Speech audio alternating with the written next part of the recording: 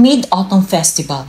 Miss Lubing, Chief Scientist ng Luz Research Group. Ang kaganapan ay mai-broadcast ng live sa buong bansa 8 p.m. ngayong gabi. Inihayag ng koponan ng pagbuo ng teknolohiya ng pag-alala ng brainwave. Noong panahong yon, si Miss Lu Jin, ang panganay na kapatid na babae ng pamilyang Lu, ay isang business tycoon. At ang sikat na film emperor, Lu Jiaoyu, Emperor Lu Yao, sabay din silang dadalo. Nakikita kita upang makamit ang tagumpay mo ngayon. Napakahusay. 31. Nakilala ni nanay ang babaeng pinalaki at binugbog mo. Tumalon. Babae.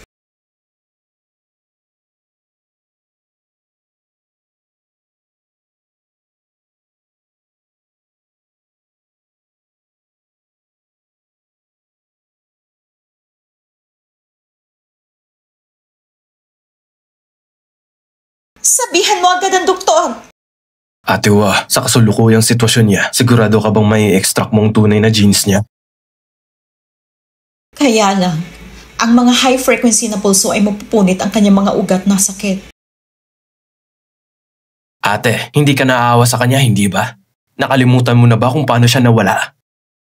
Paano mo nasirang pamilya natin? 3 taon pa lang ako nun. Hindi ko na maalala yung mukha ng tatay ko. Nag-aalala lang ako na hindi niya kayanin ng mga kagamitan na antalang memory retrieval. Kung hindi dahil sa pag-iimbestiga kung bakit nawala ang dad ko noon, bakit mo kami itapon sa ganyang kalokohan? Kung gusto ko sana siyang magkapira-piraso ngayon, pahirapin hanggang mamatay. Ang mga batang nakapila ngayon ay mahihirap. Buti naman. Dinala ako na tadhana sa press conference. Masusunod. Hindi pwede. Kailangan niyang ibalik ito sa kanyang dibdib hanggang sa matapos ang t-shirt. Oo.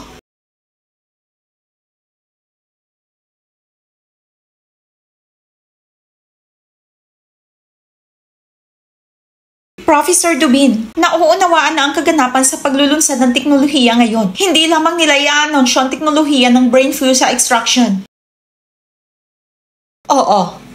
Gagamitin ko ang magkakapatid, ang banal na ina sa White Autumn bilang ating tema. Bilang unang kaso na inahayag sa publiko, ang teknolohiya ng brainwave extraction na ginawang papubliko online ay gustong makita ng lahat. Tinutukoy mo ba yung madalas na bisitang iyon sa mga wanted na posters? Si Bai Q ay talagang ina ni Lu? Kung may pagpipilian lang sana kami, mas gugustuhin pa namin ng walang ina katulad niyan.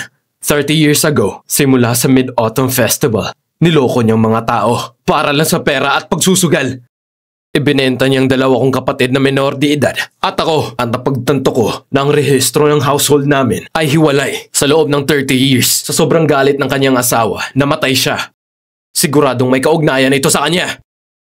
Ang buong pagkabata ng 3 magkakapatid, lahat sila ay malalim na natakpan ng kanyang anino. Sa pagkakataong ito ay gusto kong makawala sa mga laala nila. Hanapin ang katotohanan sa likod ng pagkawala ng ama.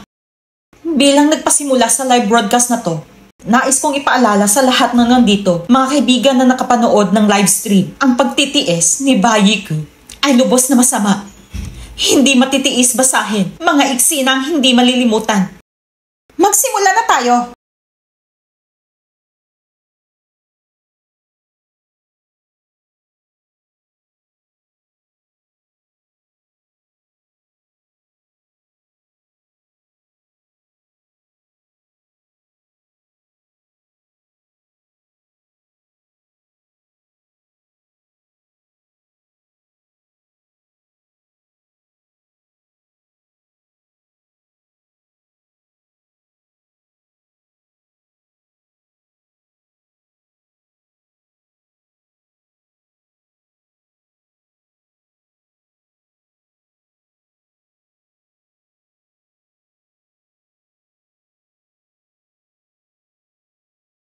Ikaw, ang alam mo lang ay kung paano alagaan ang iyong 3 mahalagang anak. Bakit hindi mo ako tulungan?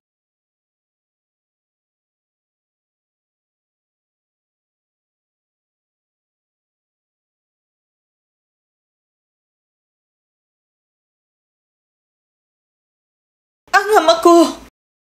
Sa wakas, nakita ko rin siya. Ang araw na nawala si tatay. Ano ba ang nangyari nung araw na yon?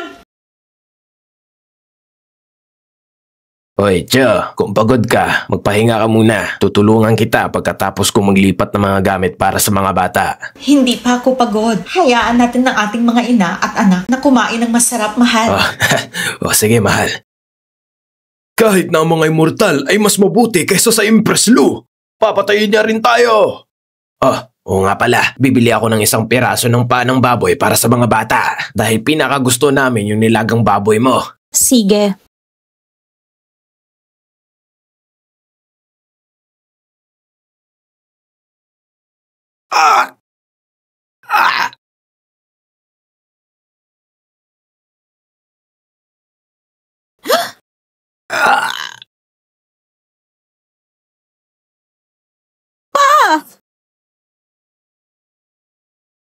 Ang ama ni Mr. Lu ay hindi pala nawala. Siya ay pinatay. Hindi ka panipaniwala na ganito palang nangyari noon. Bakit? Bakit hindi natin alam to? Hindi maaaring tama yon. Hindi maaaring mamatay si Papa. Ito ay malinaw na sa Mid-Autumn Festival noong 1995. Si Papa ay nasa isang business trip at hindi na bumalik. Oo. Bago ang araw na yon, bukod kay Bayi Q, isang buwan kaming nanatili sa bahay ni Lola. Hinatid kami ni Lola pa uwi para sa Mid-Autumn Festival. Ngunit nagpunta si tatay sa isang business trip. Nagliyab ang bahay sa apoy. Shelby, hindi kaya problema sa kagamitan mo yan? Ang nakita namin ay hindi naman puting damit. Mga tunay na alaala na taglagas. Oo, alam ko. Nagsisinungaling siya. Lahat ng planeta pagkatapos ng araw na yun, natutunan namin ang lahat ng ito mula sa kanya. Tiyak na pinabayaan niya si Ama para hindi siya mamuhay sa kahihiyan. 3 taon na nila tayong niloloko. Ipagpatuloy mong ungkatin ang memory ni Mayocha. Ipakita mo sa akin. Ano ba talagang nangyari noon?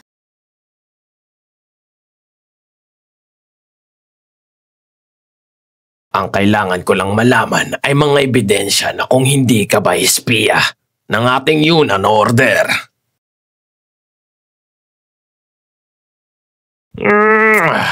Ayos! Pumanaw ka na! Booyah! Foo!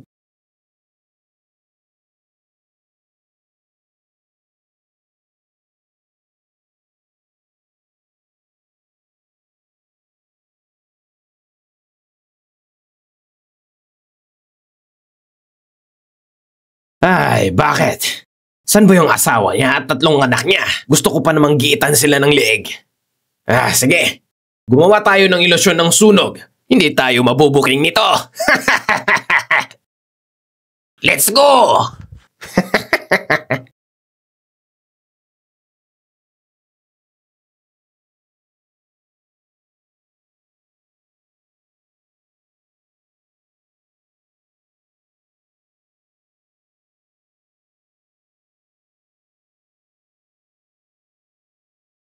Yun ay kanilang master. Sila ay nagbebenta ng droga.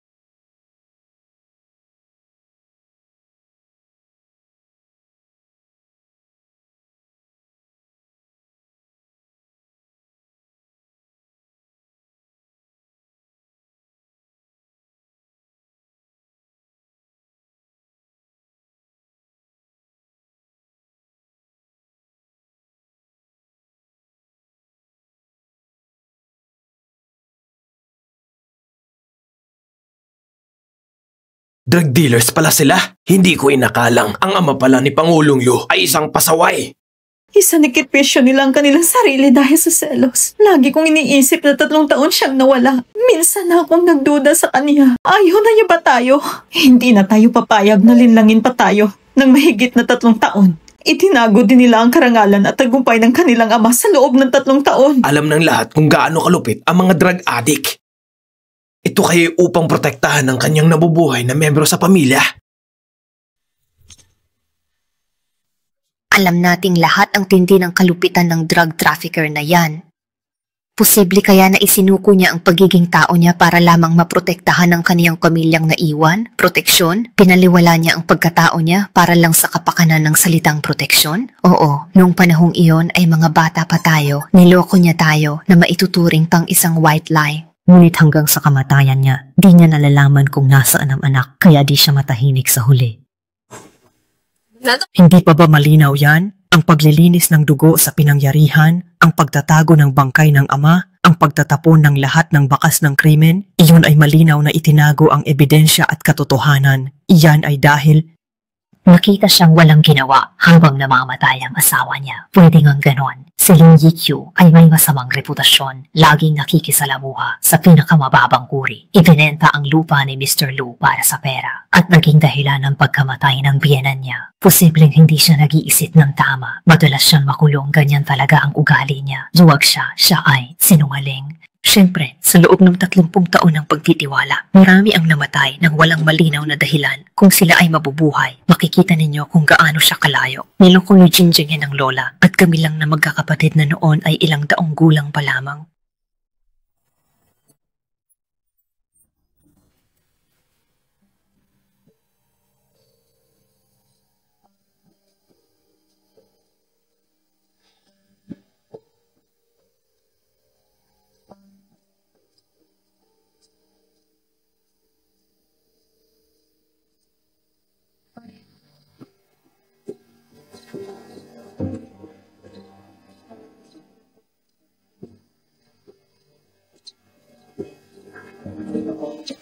Sige, subalit mayroon akong hawak na matalas at mahabang talim ng kutsilyo. Ako'y may nunal sa ulo, isang payat na lalaki na nakasalamin na may hawak na machete at 2 lalaki na may makakapal na kilay. Ang mga ginamit nilang armas sa krimen ay kinabibilangan ng watermelon knife, balisong at machete. Ang ginamit nilang sasakyan ay isang puting segunda manong van. Bumaba ka na ngayon, dali.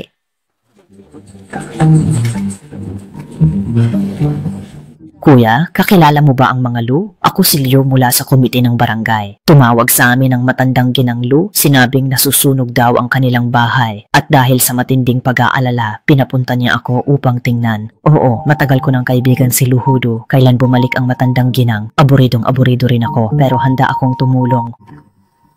Ang sabi ng matandang Lu, nasa ospital daw ang apo niya na may mataas na lagnat. Mukhang di sila makakabalik ngayon, baka bukas pa ang pinakamaaga. Sige, maraming salamat sa'yo. Babalikan na lang kita ulit bukas, ha?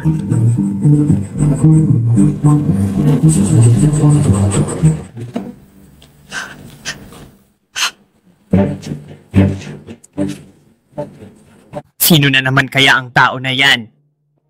At ano pa talaga ang papel niya dito? Sino po ba ang tinutukoy ninyo? Ang inyo po bang ama ang nagpunta doon?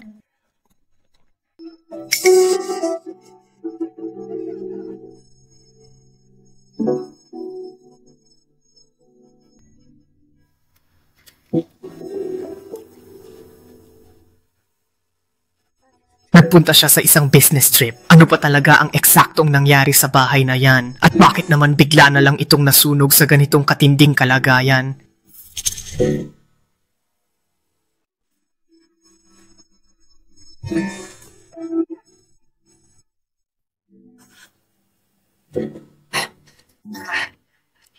Kasalanan ko. Nasanay akong manigarilyo at nang nagsindi ako, nahulog ang upo sa puwang ng kama. Lahat ng ito ay kasalanan ko. Haikyuu, bakit ka ba naninigarilyo? Ngayon pa naman ang Mid-Autumn Festival. Saan na ngayon titira ang ating buong pamilya? Anong nangyari kay Mama? Papaano kung umuwi si Papa at wala ng bahay? Hindi na kita tatawagin Mama. Buti dumating siya. Mama. Gulo, mas maniniwala kayong ako ang may gawa. Mas ligtas kayo. Hindi pwedeng malaman nilang LU si Mama at mga bata.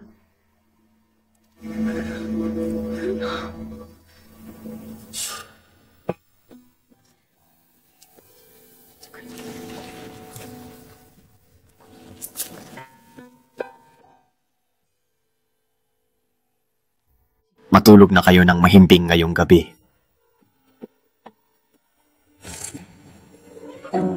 Noong gabing iyon, ang lahat ng kanyang ginawa ay para pala talaga sa aming proteksyon. Hindi lang pinrotektahan ni Bai Chu ang pamilya niya para hindi matuklasan, nag-iwan pa siya ng ebidensya para hindi na sila balikan ng mamamatay tao at binalikan pa niya para sirain ang bangkay. Paano niya nagawa ang ganoon kabilis at detalyadong pag-iisip? Nang umamin si Bai Chu sa mamamatay tao na asawa siya ng pamilya Lu, para na rin siyang nagpakamatay. Kaya napilitan siyang magsinungaling. Nagkataon lang na naipagtanggol niya kami, hindi niya iyon binalak. Tama, sanay lang siyang manloko at maging pasaway, kaya siya napunta sa sitwasyong ito ngayon. Sa pagkakataong ito, nagkamali ako ng pag-iisip, hindi kayo.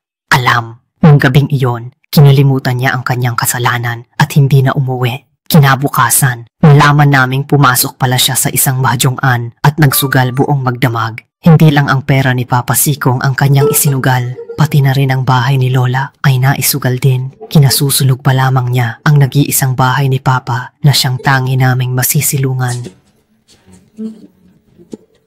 Ipagpatuloy natin ang mga alaala ni Bai Yikyu upang makita ng lahat kung paano niya kami winasak at ginawang walang tirahan at paano kami nagtago mula sa mga naghahabol sa utang. Kaya,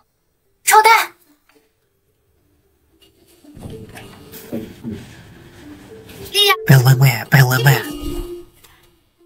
Anong ginagawa niya? Hindi ba't nagsusugal siya? ano pa bang gagawin niya? Maling taya, nagsusugal nga.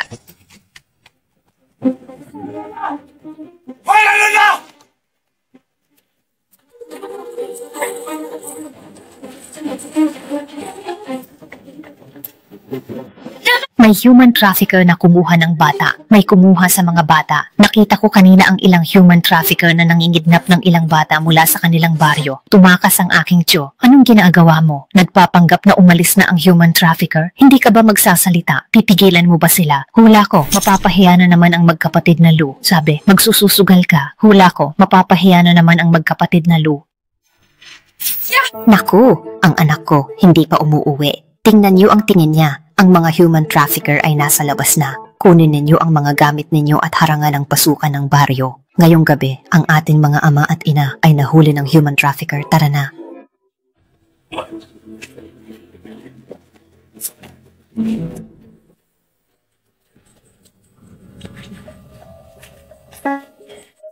Tapos na ako. Hindi ako kumuha ng bagong paninda ngayon, alam mo ba? Napagkasunduan na namin ito, sinabi ko na sa inyo.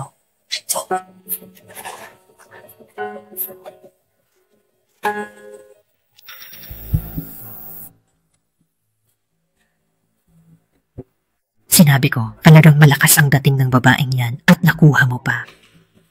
Umalis na! Ha ha ha ha! Wisit, teka, ano ba itong nangyayari? Napakabilis naman ng pangyayari. Bakit tayo natuklasan? Huwag kang gumalaw ng ganyan. Magkanya-kanya tayo ng takbo. Sige, basta't magawa mo yan ng maayos sa isang lagusan. Umalis na tayo.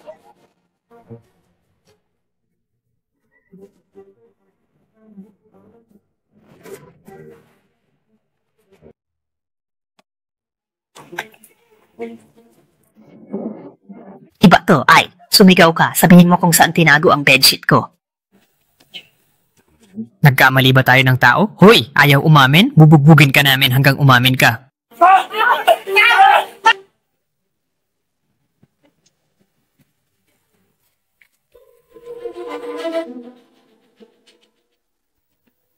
Mga 170 sentimetro, crew cut, may paso sa pisngi.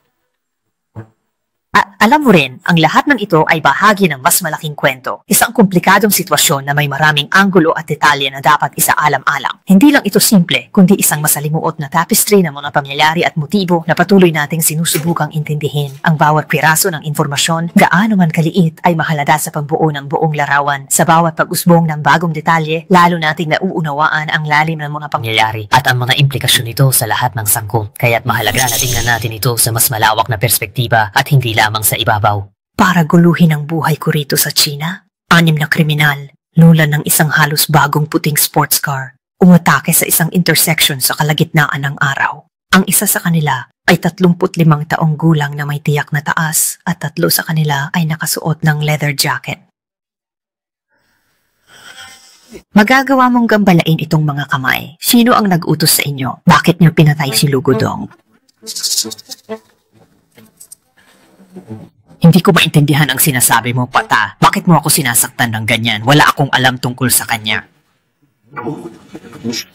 Ay naku, ano ba naman ito?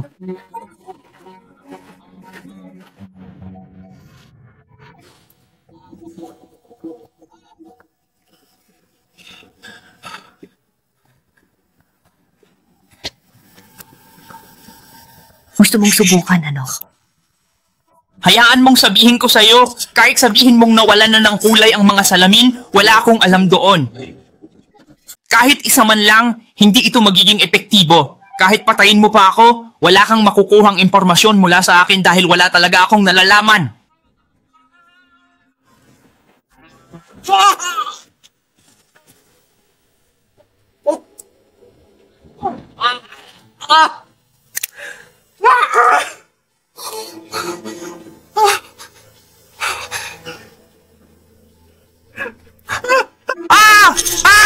Sasabihin ko na, nagsalita na ako, nalaman ko na ang lahat.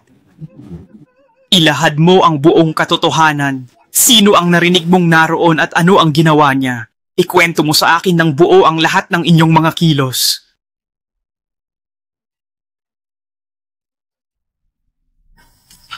Kami, noong mismong unang araw, nanuluyan kami sa likod ng Chunhua Guest House at talagang nagpunta rin kami sa lugar na iyon.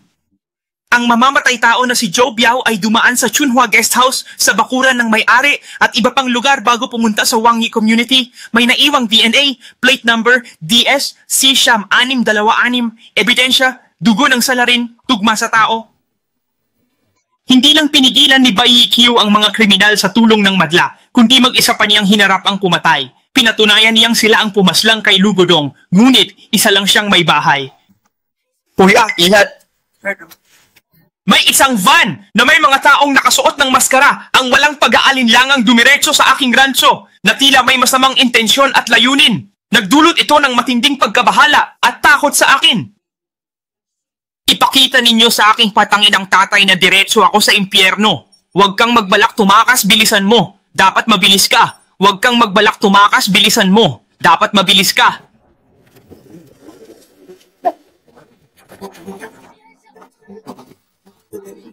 Napakalaking pagkakaiba nga talaga nito.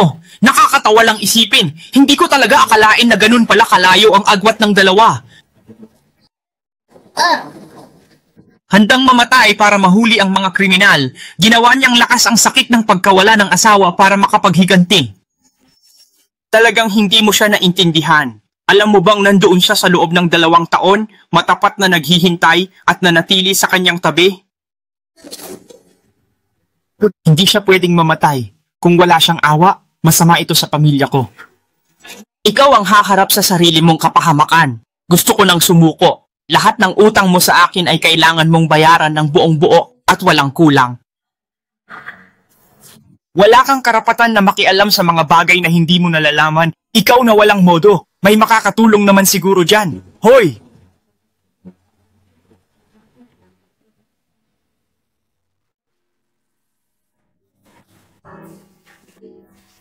Hindi ako makatulog. Ganap ng umaga. At may isa pa akong napakahalagang bagay na kailangan kong tapusin. Uy! Si Fukyang may saksak. Ang likod pa rin. Kailangang obserbahan ng 48 oras. Bawal kang bumangon sa kama. Sa mga residente, isang human trafficker ang nahuli kagabi. 5 pa ang nakatakas. Nagpapatrolya na ang mga bayan. Kuya, yung nahuling human trafficker, taga rito ba sa ating syudad? Oo. Nang malaman ng syudad ang nangyari, nag-abiso sila sa lahat ng munisipalidad na magsagawa ng operasyon laban sa mga human trafficker. Bahay-bahay silang naghahanap. Hoy, huwag kang gumalaw. Magaling! Tiyak na hindi na sila magpapakita pa. Ligtas na pansamantala si nanay at ang mga anak. Ibigay mo ang numero ng telepono ng mga kapamilya mo para makapagbayad sila ng bayarin sa ospital. Sa aming bahay, wala kaming pera at wala rin kaming telepono. Sige, ako na muna ang aalalay. Magpahinga ka ng mabuti. Kailangan ka pa namin para sa mga susunod na investigasyon. Kuya, Gusto ko sanang umuwi para makita ang aking pamilya. Bukod pa rito, may isa pa akong hindi natapos na gawain.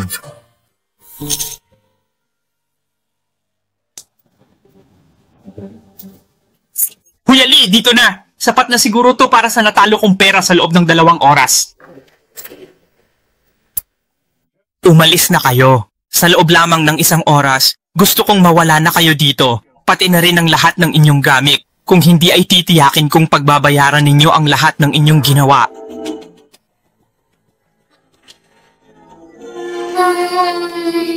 Hoy, ikaw na duwag! Sinunog mo na bahay ni Bodong at hindi mo pa sinabi. Ngayon, pati bahay ng aming ninuno, sisirain mo pa. 4 na pader at 1 kama, pare-pareho lang naman yan. Hindi mo ba narinig ang sinabi nila? 1 oras na lang, bilisan mo na ang pag-ayos ng gamit mo. Kung ayaw nating ibigay ang bahay sa kanila, kukunin na lang nila si Xiao Yao. Lalaki si Xiao Yao, kaya siya ay mahalaga. Peste ka! Bakit ba napangasawa ni Bodong ang ate mo? Napakamalas! Lola, nanay! Sobrang galit na galit ako sa inyong dalawa. Paumanhin! Ito lang ang natatanging paraan upang kayo ay makalayo. Ang mga taong nagpapautang na may mataas na interes ay tiyak na makakahanap sa atin dito sa madaling panahon. Naku, mga anak!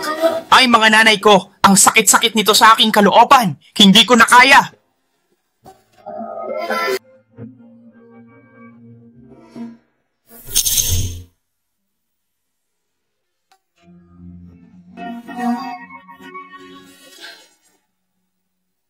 Tama! Isinugal ni Bayikyo ang bahay para mailipat ang pamilya sa ligtas na lugar. Huwag ninyo akong kunin! Huwag ninyo akong kunin! Hindi ako lalaki! Matulog ka na! Matulog ka ng mahimbing at panatag! Ang iyong ina ay hindi kailanman papayag na ikaw ay kuhanin ng kahit sino.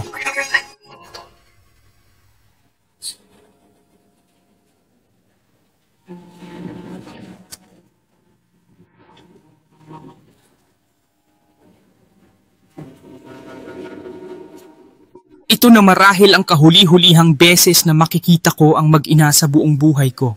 Hindi ko lubos na maintindihan ang sitwasyong ito at sa iyo na lamang nakasalalay kung paano mo ito pahahalagahan o bibigyang interpretasyon. Posible nga na ito na ang katapusan.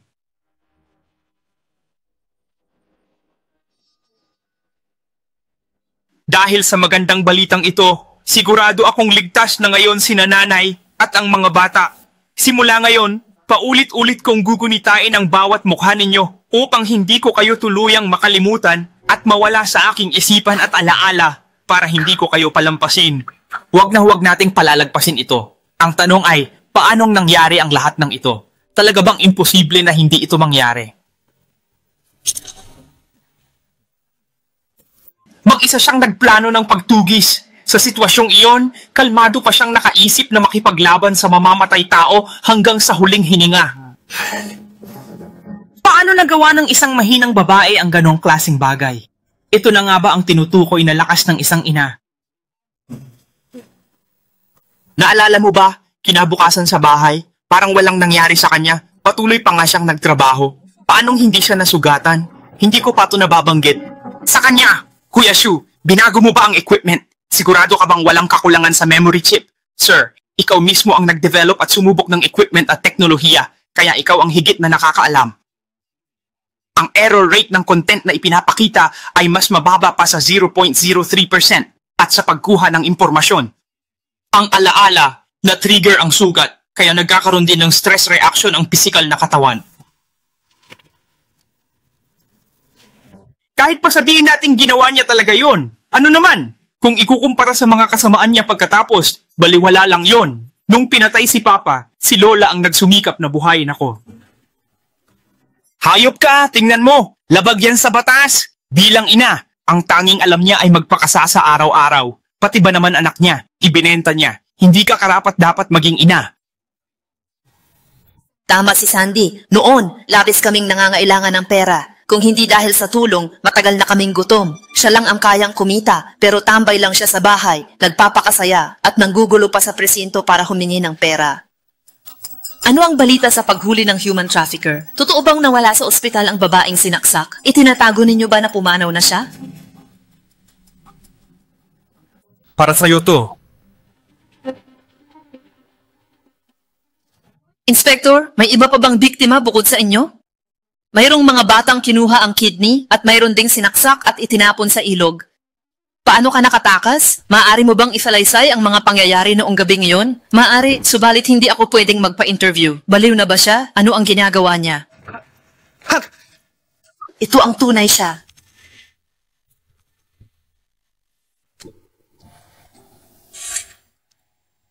Para saan ang perang yan? Ang bawat tao ay dapat may 40? 40? Ang sweldo ko sa isang buwan, di pa umaabot ng 40? O sige, dinagdagan ko pa ng 5 piso? Sapat na yan sa 2 linggo mo? 40 walang labis, walang kulang. Bakit napakasama? Sa kahirapan, lumalabas ang mapanlinlang. Nakakita na ako ng pulubi, pero wala pang testigong ganito katapang humingi. Pasensya na, pasensya na. Umuwi ka na nga. Nakakahiya ka sa lahat ng tao rito. Sige, uuwi na ako para magpakain ng baboy. Hindi kayo makakakuha ng balita. Sayang lang ang punta nyo rito. Huminto ka na. 4 na po ang hinihingi ko. Sige, makatarungan na ang presyo.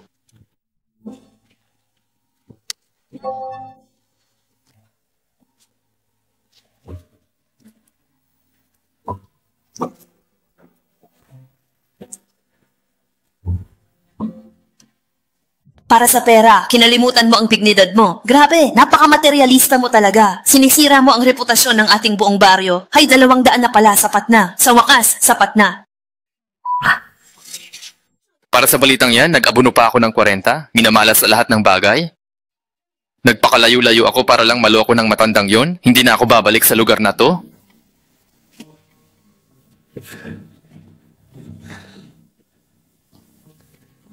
Alam mo ba kung anong ginawa mo?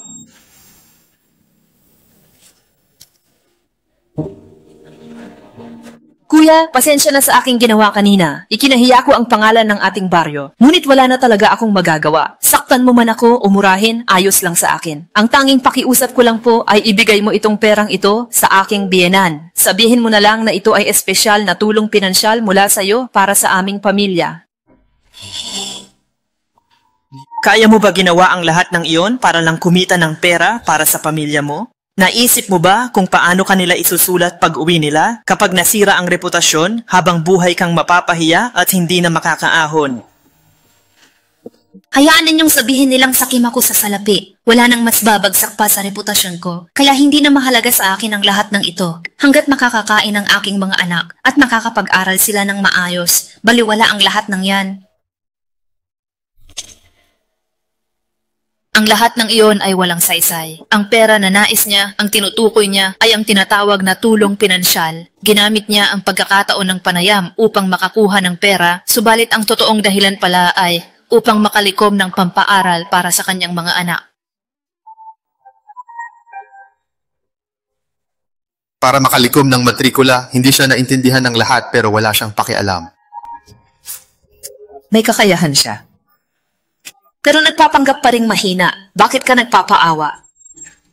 Sa pagpapakita lang ng kaunting kabaitan, mababago na ang pananaw sa kanya at magiging isang anghel. Nakakatawa talaga. Hindi maikakaila na sa yugtong yon, siya ay masasabing isa pa rin. Natin na karapat-dapat siyang tawaging isang ina. Subalit, sa sandaling masaksihan ninyo ang pagbebenta niya sa kanyang anak, mananatili pa rin ba ang inyong pagtingin na iyon? Noong panahong lubos na naghihirap at walang makain ang buong pamilya, ang 9 na taong gulang na kapatid mo ay ninais na tumistigo sa korte. Ngunit sa halip ay siya pa ang pinagbayad sa kanyang kapatid. Ang 500,000 piso ng amo. Xiaobiao, nasaan ang ate mo? Hindi pa ba siya nakakauwi mula sa eskwela? Hindi pa ba tapos ang klase niya?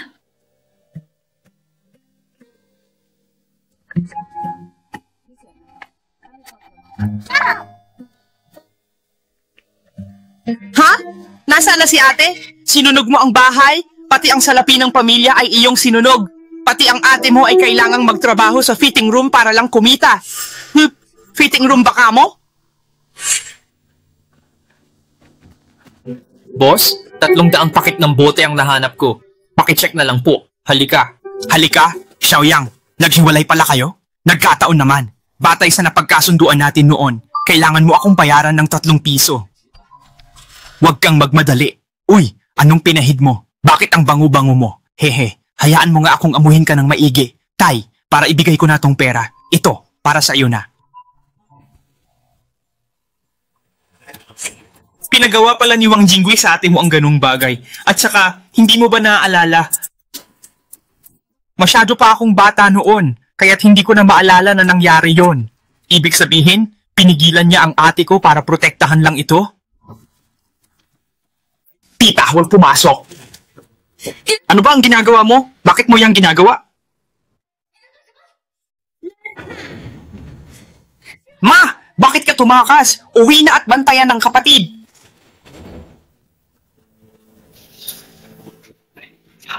Ay, huwag kang matakot. Hinahangaan ko lang ang maliliit na kamay ng iyong anak. Mukhang salat kayo sa salapi nitong mga nakaraang araw, hindi ba? Ang ganda rin ng iyong figura. Kung nais mo, samahan mo ako sa isang gabi at bibigyan kita ng malaking halaga ng pera. Anong ginagawa mo? Bitawan mo ako. Ayaw ko ng ganito. Kapag pumasok ka, hindi na kita matutulungan, ha? Ha? Sasaktan mo ba ako? Inay, ano ang binabalak mong gawin?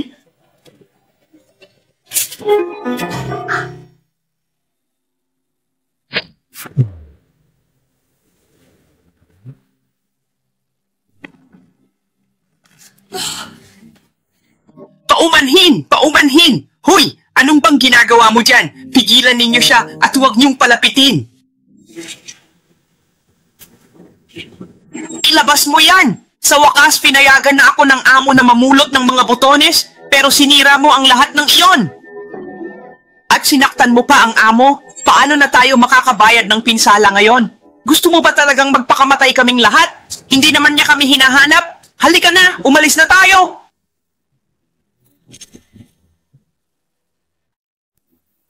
Grabe! Ang bilis naman nilang nakarating dito! Kung sakaling makita nila ang mukha ni Ajin, mas lalong mapanganib ang sitwasyon. Kaya kailangang pigilan natin sila na matagpuan ang mga bata sa kahit anong paraan at sa lahat ng gastos.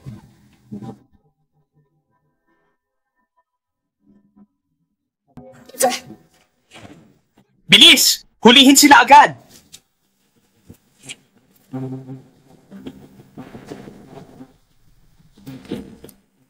Hayop ka! Sinisira mo ang plano ko!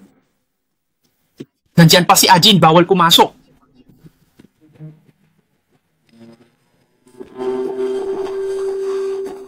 Kuya! Ang dangot mo! Ang kulit mo! Subukan mo lang akong lokohin! Hayop ka!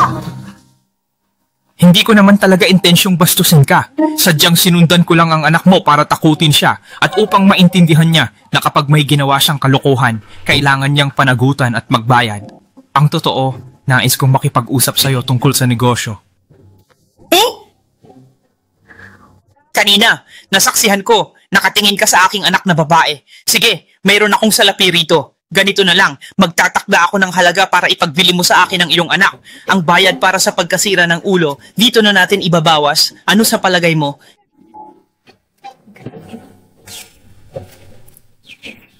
Kaya pala pinoprotektahan ako ni Daoshi. Talagang pinoprotektahan mo ako noon. Pero sa huli, ibinenta mo pa rin ang ate mo. Tama, kahit may konsensya siya. Ang katotohanan ng sunod-sunod niya kaming magkapatid na ipinagbili ay hindi maikakaila. Mali. Baka ngayon, balak niyang gawing totoo ang kunwari lang at ang paraan ng pakikipagtawaran ni Daoshi ay hindi nagpapahiwatig ng pagpapanggap. At para maipagbili ako, hindi siya nagdalawang isip na. Magbawas ng presyo. Sige, sabihin mo nga sa akin, magkano ba talaga dapat ang presyo nito? Ang aking anak na babae ay kaakit-akit at matatas sa paggawa ng mga bagay. Kaya, karapat-dapat lamang na malaki ang kanyang halaga. 52. 500,000 kung mababayaran ng buo, isang salita tapos ang usapan. Nababaliw ka na ba? Akala mo ba yung ginto yan? Sa tingin ko, mukhang nahulog na ang iyong ngipin sa harap, kaya umalis ka na. Kulang na tayo sa oras, paalisin mo na ang amo. Kuya, huwag kang magalit o kaya'y ganito na lang. 50,000, bigyan ninyo ako ng 50,000 at ang anak ko ay sa inyo na. Kung ano man ang gusto ninyong gawin sa kanya, ito'y bayad sa pagkasira ng ulo ninyo. Ay hindi, sige, iyang 50,000. Sige, maghihintay ako rito para sa'yo. Kunin mo ang pera at kapag naibigay mo na, ibibigay ko na rin ang tao. Sige. Paano ko naman maipagbibili ang ate ko sa iyo? Kaya pala niya ikinulong ang ate ko ay para iligtas ang kanyang buhay. Bakit mag-isa siyang lumalapit sa mamamatay tao? Itinataya niya ba ang kanyang buhay? Kung susuriin ang mga nakaraang kilos ni Baikyu, hindi siya isang taong basta na lang sumusuong ng walang pag-iisip. Kaya naman, mayroon pa siyang ibang paraan na nalalaman. Ano man ang gawin niya, hindi nito mababago ang katotohanan dahil sa pagsusugal. Ipinagbili niya kami isa-isa. Baka inililigtas lang niya si ate dahil may balak na siyang ibenta ito. Kung hindi kayo naniniwala, abangan ninyo. Meron pang bagong lipat dito na isang matandang babae na apelidong Lu kasama ang 3 bata. Kuya, yung pamilyang pinagtatanungan mo, alam ko kung sino sila. Meron pa nga akong mga litrato nila. Nais mo bang makita? Ibigay mo sa akin ang mga larawan at ang salapi ay hindi problema. Sa tuwing kumikilos si Ate Bay ngayon, palagi kong naiisip na mayroon siyang inihahandang matinding plano. Hindi kaya, hindi pera ang gusto ni Ate Bay, kundi ang mismong buhay.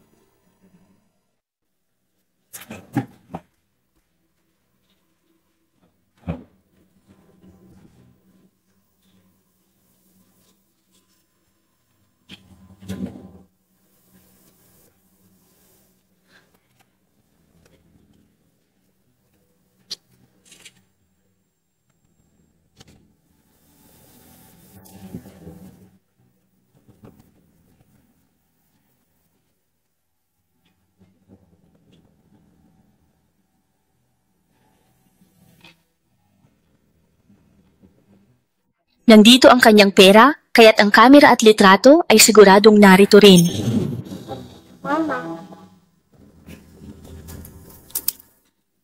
Ang bait-bait naman ng batang ito. Halika't sumama ka kay Cho, ha? Gagawin kitang modelo, kukuha si Cho ng ilang litrato mo. At pagkatapos ay bibigyan kita ng napakaraming pera na sadyang napakalaki at sobrang marami talaga.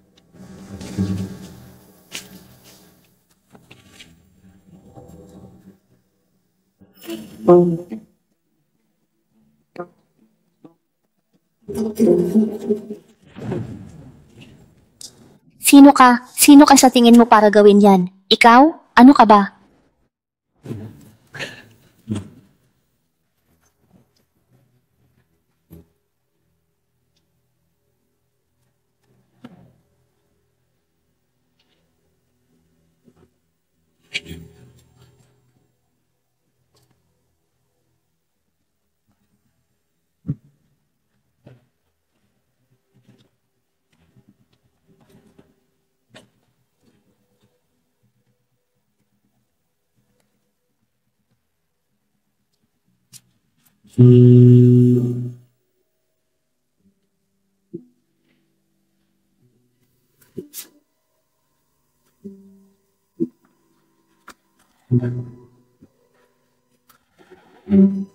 Itong salot?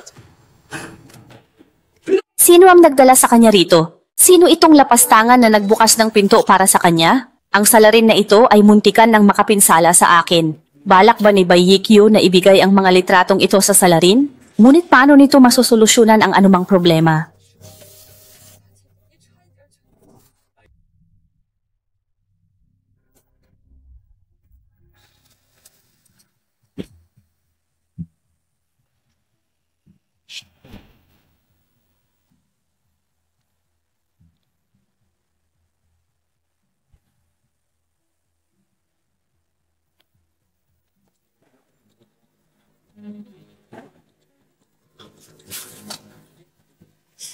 Naku kuya, kanina lang, nakita ko ang isang lalaki na tumalon mula sa bintana mo. Tila may petlat sa kanyang mukha. Ang hawak niya ay mistulang kamera. Malamang, isang magnanakaw ang nakapasok sa'yo.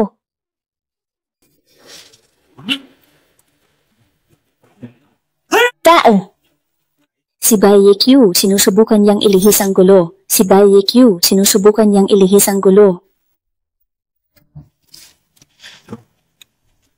Ano bang kalokohan ito? Sinasabi mong kamukha ko ang nasa litratong yan, di ba? Ano ba talagang balak mo? Gusto mo ba akong dalhin sa presinto? Kuya Chen, sino ka ba sa tingin mo? Anong klaseng panginikil yan? Sabihin mo na, kaya niyo ba itong gawin o hindi?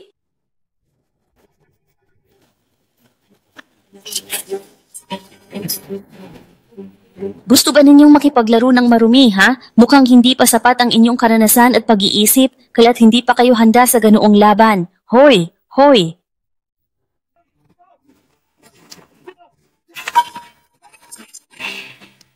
Halaan ninyo na sila ang gumawa niyan. Wala akong kinalaman dito. Maghanap kung saan-saan. Hay! Hay! Hindi talaga kami magkakaroon ng dapat ninyong tatlo ang magbayad ng kapalit. Hindi ito walang lunas. Hindi pera ang kanyang layunin.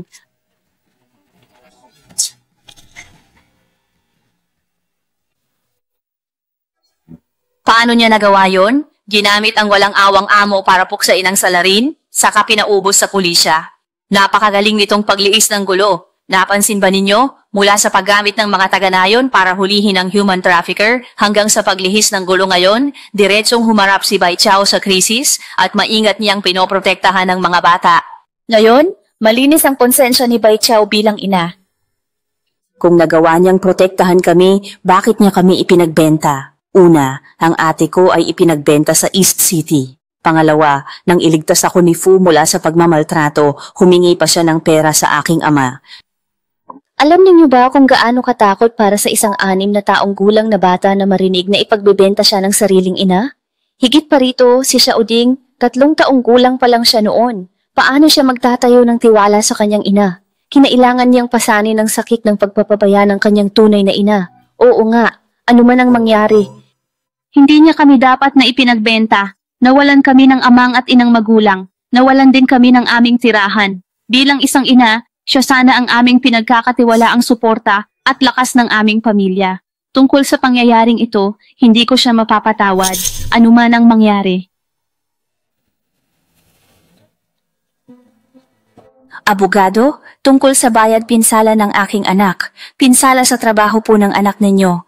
Titiyakin kong buo ang kabayaran mula sa pabrika. Dahil may problema kayo sa tuhod, ihahatid ko na kayo pa uwi.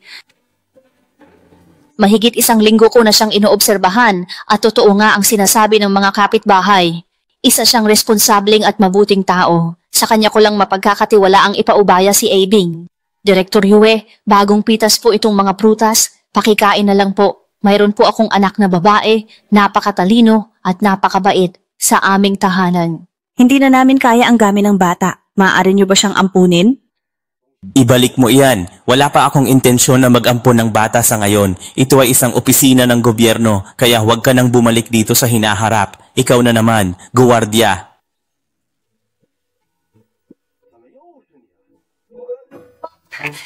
Direktor Yue, pakiusap, pag-isipan niyo po. Direktor Yue, napansin ko po na nagtatrabaho kayo ng lampas sa oras hanggang gabi, kaya naman ipinagdala ko po kayo ng kaunting pagkain. Hindi niyo po ba gusto? Direktor Yue.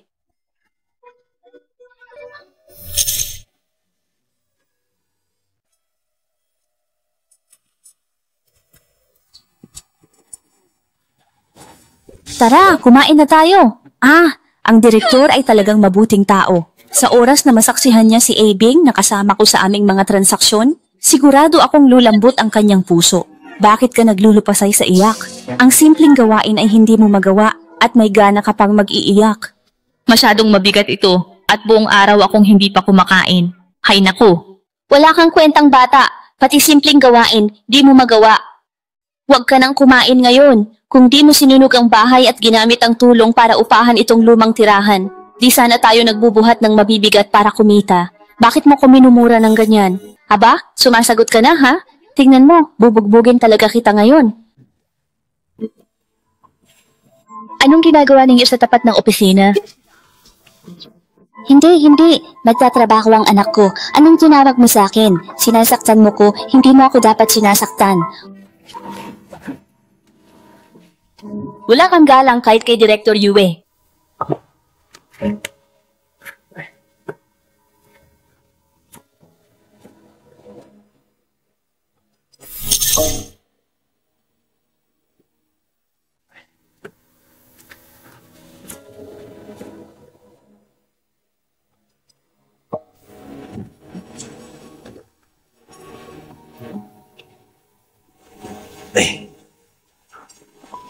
Pumasok ka muna sa sasakyan. May sasabihin ako sa iyong ina. Direktor, talagang humihingi ako ng paumanhin. Nakakahiya po sa inyo. Ang aking anak kasi, kadalasan, tama na, hindi mo ako madadala sa kunwaring paghihirap na yan. Direktor Yue, ang asawa ko po ay wala na at ang mga anak ko ay ganyan din ang sitwasyon. Talagang nawawalan na po ako ng pag-asa, kaya po ako... Director Yue, si Dong Yulan po, nakita nyo naman, napakatalino at napakalisto. Nakikiusap po ako sa inyo, ampunin nyo na lang po siya. Ngayon lang po ako nakakita ng taong ganito katigas ang ulo. Sige na po, hayaan nyo na akong umalis. Hayaan nyo po siyang tumira muna sa bahay ko. Sige po. Sige po, maraming salamat po, Director Yue. Heto po, kunin nyo na po muna ito. Dalhin nyo na lang po pa uwi para sa iba nyo pang mga anak para makapag-drawing sila.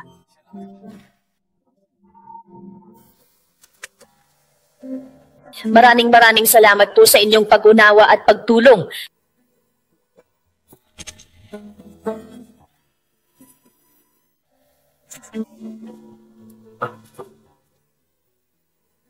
Kaya pala kinupkop ni Director Yue si Lu Juan dahil sa drama ni Bai Yiqiu.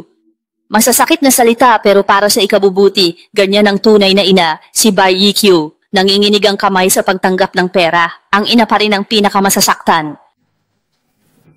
Sun Yanxian, ginawa ko to para ampunin ako ng aking ama. Sadya kong umarte sa harapan niya. Ang pera ay kusa niyang ibinigay. Hindi ito pagbebenta ng anak, kundi paghahanap ng pinakamainam na kinabukasan para sa kanya. Ang pagmamahal ng magulang sa anak ay nagpaplano para sa malayong hinaharap. Ngayon ko lang iyan naunawaan. Sa ganoong critical na sitwasyon, hindi na pa rin makalimutang siya sa ating mabuti ang pamilyang aampon.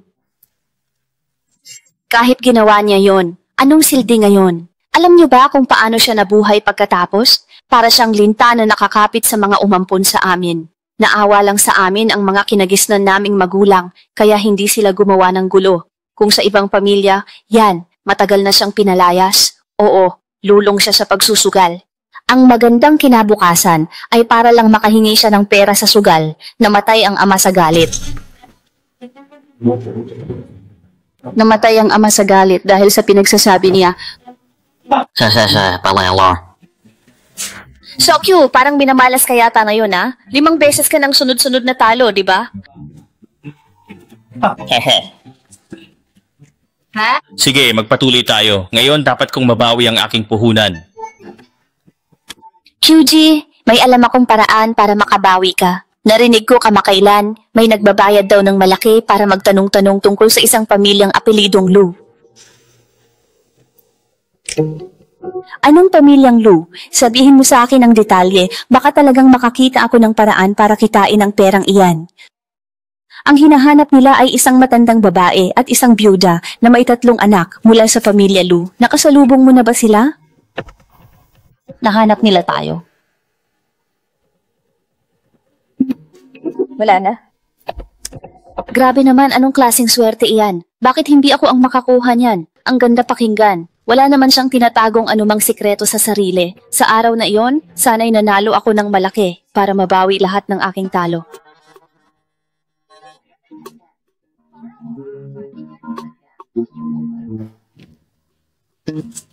Huwag ka nang magtaka dahil totoo, kamakailan ay may isang taong lubhang mapagbigay na may peklat sa mukha at sa tingin ko, siya nga ang tinutukoy.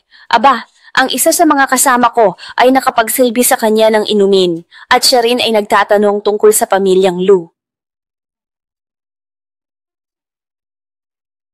Sa tingin ko, gusto lang din nilang kumita sa pagbibigay ng impormasyon. Teka, sino ba ang nakabanggaan ng pamilya Lu? Sino ang makapagsasabi? Sa panahong ito, ang pagkuha ng impormasyon tungkol sa isang pamilya ay hindi ganoon kadaling gawain. Sige, tuloy lang. Sa pustahang ito, itataya ko ang lahat ng aking yaman. Sabihin mo, sa pagkakataong ito, itinatalaga ko ang aking buong kayamanan at lahat ng aking ari-arian. Lahat-lahat.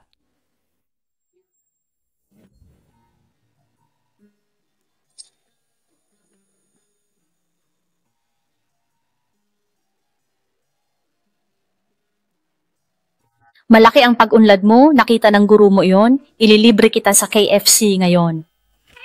Ha ha ha ha, maraming salamat sa'yo.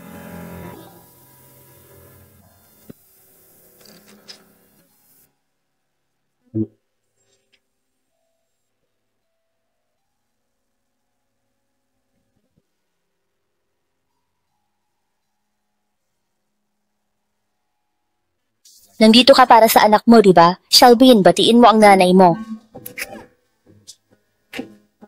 Anak, dinalaw ka ni Mama. Hindi ka dapat maging bastos. Hehe, sinong nagsabing siya ang dinalaw ko? Director Yue, pwede po bang makahiram ng 100 para pansamantala? May 2 pa kasing bibig na pakakainin sa bahay. Maubos na rin ang gamot sa high blood ng lola niya. Sa susunod na buwan, babayaran ko po kayo.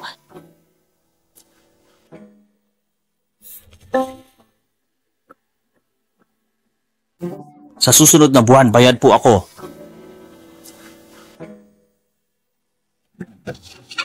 Napakasama niya. Matagal na niyang ipinamigay ang mga sisiw. Yung mga yun, binili niya nung nakaraan. Siguradong natalo na naman siya sa sugal. Ang batang ito'y lalong lumilinaw, ha? Sa tuwing dinagalaw namin si Lola, nakaharang ka sa pinto at humihingi ng pera. Dahil dyan, ayaw na kaming pauwiin ni Lola. Hindi ka pa rin ba nasiyahan? Nanalo ka na sa nakaraang 2 pagkakataon, hindi ka pa ba titigil? Gusto ko lang namang mabawi ang lahat ng perang nawala. Xiaokyu, tandaan mo, ang pagsusugal ay may masamang dulot. Mula ngayon, bawasan mo na ang iyong paglalaro ng mahjong. Huwag ka nang makipag-usap sa kanya. Tara na, opo.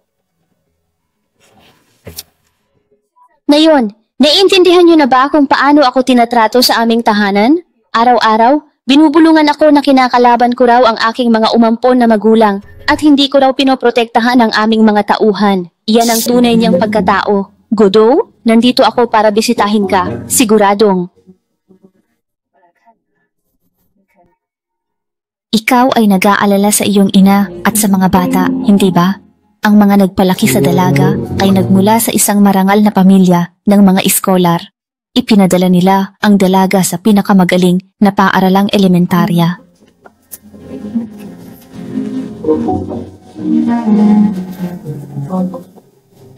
Para kay Xiaobing, binigyan siya ng malaking halaga ng kanyang umampon na ama. Siniyang niya, nabubuhay siya sa bawat araw na parang isang maliit na prinsesa. Si Xiaoyao naman, labis ang kanyang pag-aalala sapagkat ang kanyang umampon na ama ay sobrang nag-aalala para sa kanya. Siya ay masyadong pinagmamalasakitan at inispoil ng labis, kaya para siyang isang munting emperador.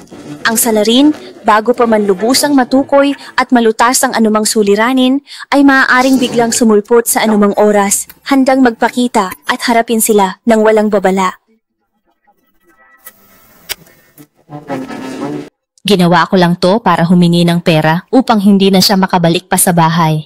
Ngayon, kinasusuklaman ko na nang lubusan ng taong yan na walang kabutihan. Basta't masiguro ko ang kanilang kaligtasan, ano pa ang nararapat kong gawin?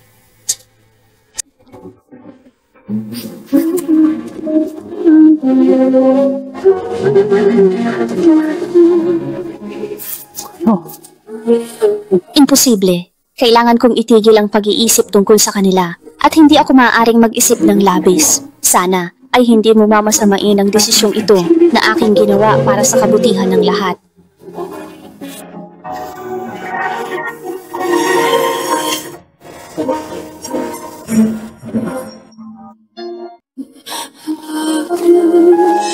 Namhihingi ba siya ng pera para itaboy ang kanyang mga anak? Malamang, oo. Walang saysay ang lahat ng ginawa niya. Ang punto, takot siyang matagpuan ng tunay na ama. Tama?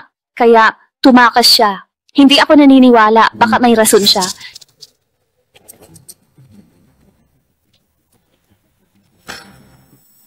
Ngayon, ayaw na niyang papasukin ng sinuman. Anong ebidensya pa ba? Makasarili siya. Sa krisis, sarili lang niya ang mahalaga. Kung hindi, hindi niya naitago kay tatay ang lahat ng matagal. Bakit siya kumakatok? Para bang may hinahanap siyang tao, tama? Teka, bakit ba siya kumakatok? Mukhang may hinahanap siyang individual, ano?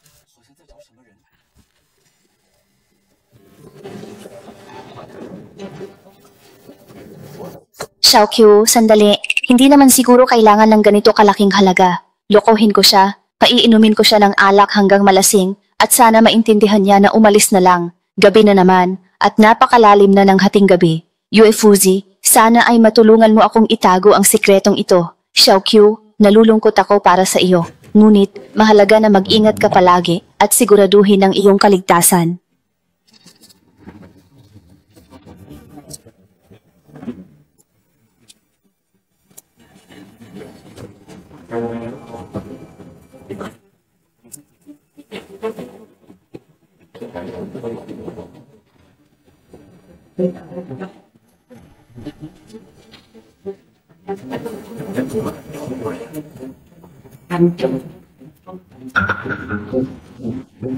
Uy, anong bagay yan? Bakit hinahawakan mo ang tatay ko?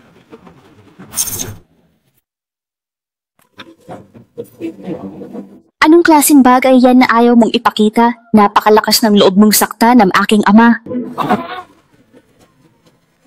Matindi ang kanyang tinamong bugbog na ang bawat suntok ay lalong nagpapahirap sa kanyang paghinga at bawat sipa ay nagpapalalim ng sakit. Naramdaman niya ang matinding sakit at takot sa bawat sandali.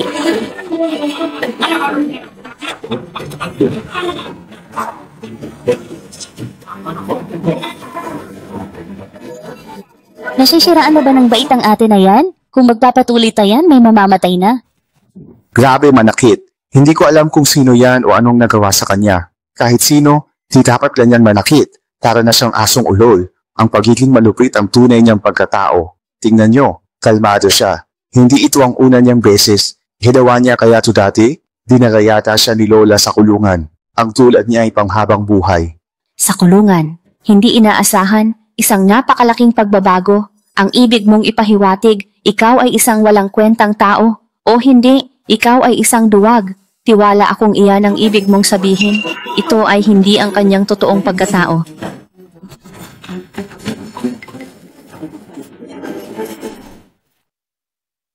Kung gaano siya nagmura noon, ganun din ang iyak niya ngayon. Isa siya sa mga pumatay kay Papa. Ngayon ko naunawaan. Nagmamadyong pala siya para makakalap ng impormasyon at ang salapi inilaan niya sa pagkuha ng mga balita. Kaya't nang malaman niyang paparating ang may kagagawan, hindi na siya nagtangkang tumakas, bagkus ay naghanda para makaganti. Kaya pala nung binisita niya tayo, tinuring na niya yung huling pagkikita. Kaya sinabi niya sa puntod ni Papa na baka hindi na siya makabalik. Ang gusto niya ay ayusin muna tayo bago niya harapin ang salarin.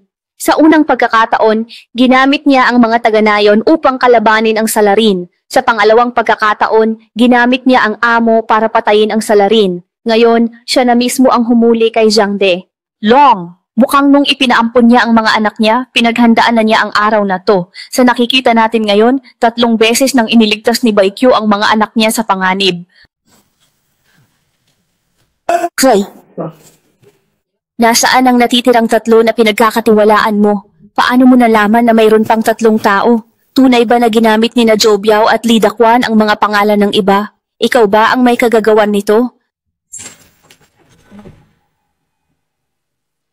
Tama, dali sabihin mo kung nasaan ang natitirang 3 tao.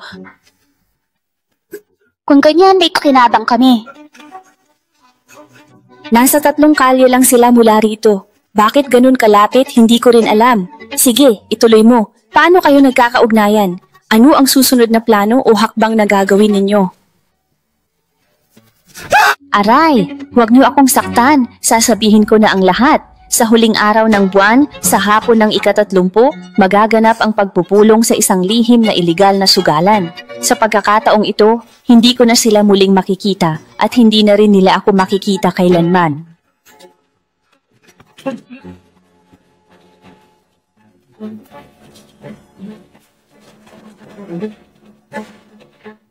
Sa ngayon, mukhang hindi pa nila tayo hahanapin. Ligtas kaya ang mga bata sa panahong ito? Pakawalan mo ako at aatras na agad ako sa operasyong ito. Pinapangako ko sa iyo na hindi ko kailanman ibubunyag ang impormasyon mo sa kanila dahil alam ko na ang lahat. Mas grabe ka pa sa class monitor ninyo. Ikaw mismo ang dumurog sa buhay ng taong ito. Ginagawa ko lang ang lahat para sa pinansyal na kapalit. Handa kong ibigay sa iyo ang kalahati ng aking katawan. Lahat ng ito ay handa kong ipagkaloob sa iyo.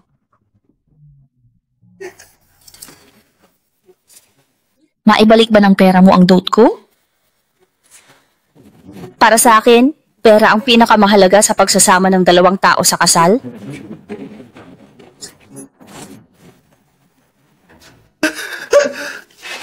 Nagkamali ako. Totoo, patawarin mo ako, ha? Pasensya na.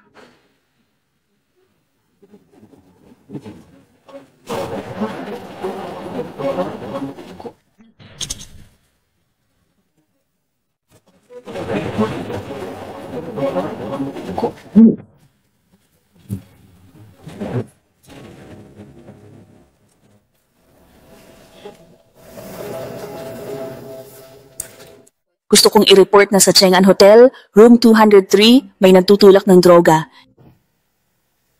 Hindi lang nakaganti si Bai Yikyu, tiniyak din niyang mapaparusahan ng kriminal. Malinaw niyang pinlano ang bawat hakbang. Pag nahuli si Zhang Delong, maiibunyag niya ang mga koneksyon sa droga at masisira ang buong sindikato. Hinangaan ko talaga ang diskarte ni Bai Yikyu. Muli, inalis niya ang panganib sa kanyang mga anak nang hindi nila nalalaman. Bilang ina, malinis ang konsensya ni Bai Yikyu. Sa ngayon, palagi niya tayong pinoprotektahan at hindi niya kinalimutang ipaghiganti si Papa. Kaya ba, nagkamali lang tayo sa paghusga sa kanya? Nakalimutan mo ba? Matapos matalo sa mahjong, kumunta siya sa iligal na sugalan at umutang ng 150,000 piso sa mataas na interes, halos mapatay sa bugbog. Kinailangan pang piyansahan siya ng matandang lola sa presinto. Dahil doon, namatay sa galit si lola. Halos mapatay siya sa pasugalan noon. Ano man ang kanyang ginagawa ngayon, hindi pa rin nito mababago ang katotohanan na sa kaibuturan ng kanyang pagkatao, siya ay may ugaling mailalarawan bilang walang pinagkaiba sa isang hayop.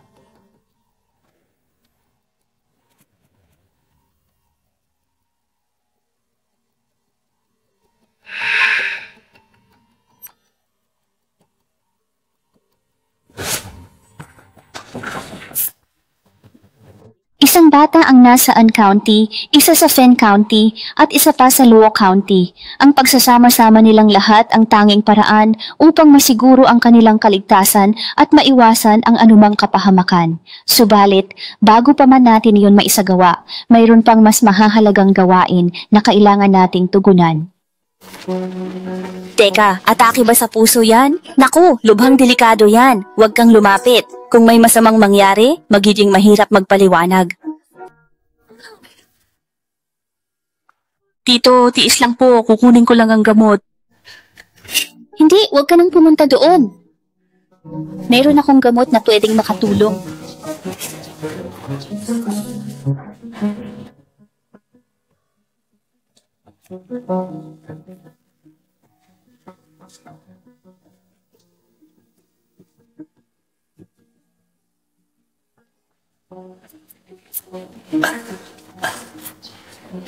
Maraming salamat sa iyo, binata. Inatake na naman ako ng aking lumang karamdaman. Kung wala ka ngayon, baka nasa Diyos na ako ng medisina. Walang anuman, mahuhuli na ako sa klase pagkatapos nito.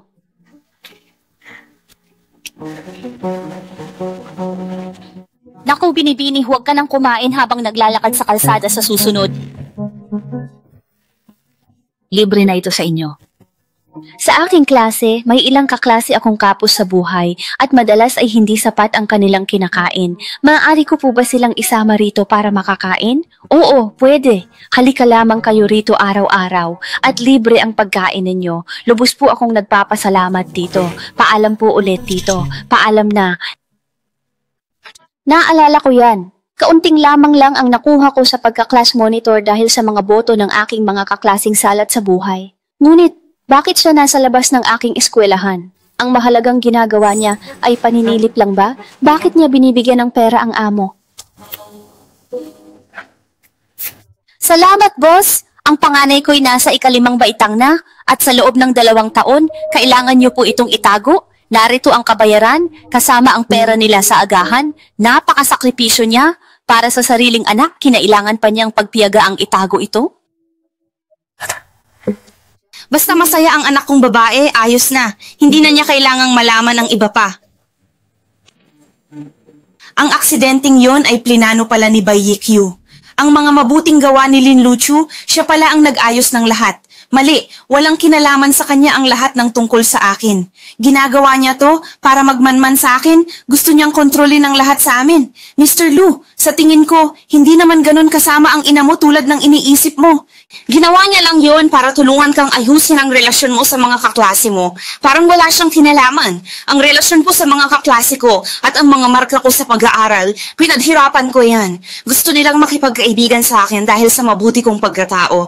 Kahit ang mga matatalinong estudyante sa school, gusto pang magpaturo sa akin ng aralin. Oo, silang dalawa nga. Bakit ka na naman nandito? May kailangan ka ba? Ako ba ang hanap mo?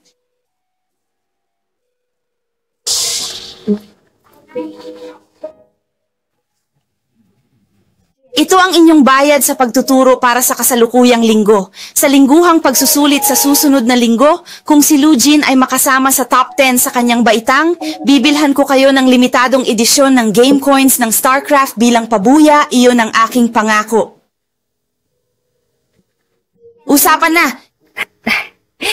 Sige. Tita, napakabuti niyo kay Lu Jin. Basta maganda ang marka, balewala ang gastos. Ang husay niyong magturo, nararapat lang to sa inyo. Ito ang kanyang pinlano. Sobra siyang mahilig magsugal, inuubos ang pera rito. Hindi niya gagastusin ang pera sa akin. Ang lahat ng ginawa niya ay para malaman lang ang tungkol sa salarin, para mahubog ka sa tagumpay. Talagang magagawa niya ang mga bagay na yon. Naging matagumpay ako dahil sa sarili kong pagsisikap noong may knowledge competition sa school. Nakita ng guro ang sipag ko, kaya ako'y kinatawan ng ikalimang baitang. Dahil doon, naging huwaran ako ng school, wala siyang kinalaman. Lubos naming nauunawaan na ipinaglalaban mo ang pagkakataon para sa iyong anak.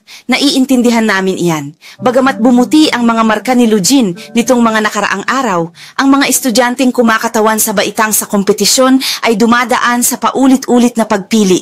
Hindi pa siya ganap na sapat upang kumatawan sa isang antas. Kumatawan sa isang baitang. Guro, nitong huli, si Lu Jin ay nananatili sa paaralan hanggang gabi.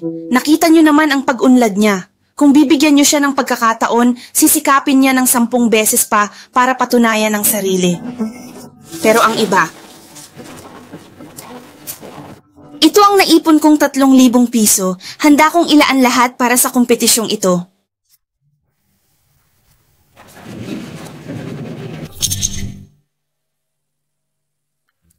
Lu, bilang pinakabatang nanalo ng gintong medalya sa city competition mula nang itatag ang Guangming Elementary School, ano ang masasabi mo ngayon?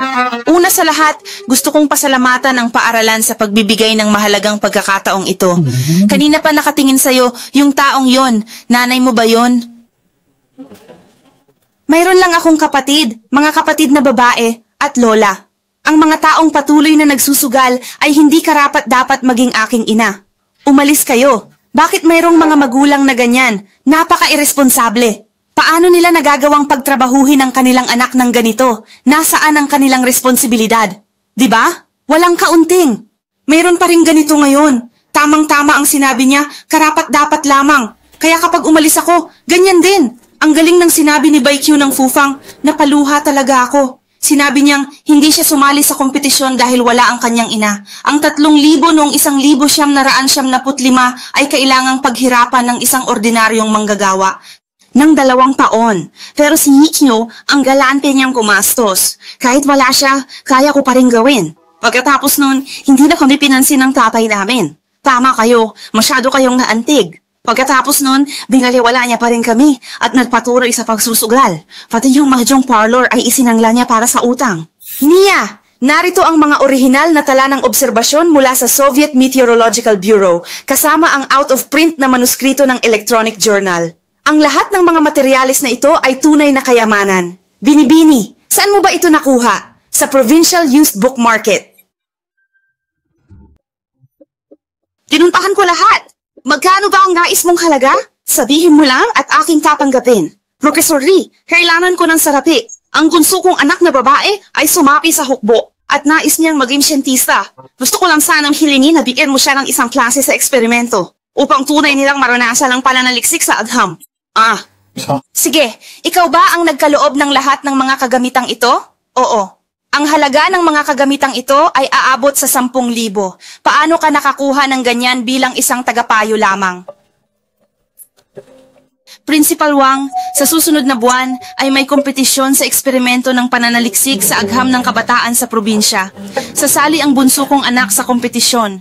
May talento siya sa pananaliksik sa agham, hindi dapat siya maapektuhan dahil sa'yo. Tinuruan ako ng kanyang tatay at ni Professor Lee. 3 beses silang tumanggi, pero biglang sumang-ayon. Kaya mga tao niya sila. At sa research competition, biglang may lumabas na pinuno. Nagkalat sa eskwelahan na ako ay maswerte dahil nakakuha ng tanging pwesto. Siya pala ang nasa likod ng lahat. 3,000 piso para sa bayad sa kompetisyon, 10,000 piso para sa mga kagamitan sa eksperimento, at naisinanglapan niya ang mahjong parlor para pambayad ng utang. Saan naman kaya niya kinukuha ang lahat ng perang ito?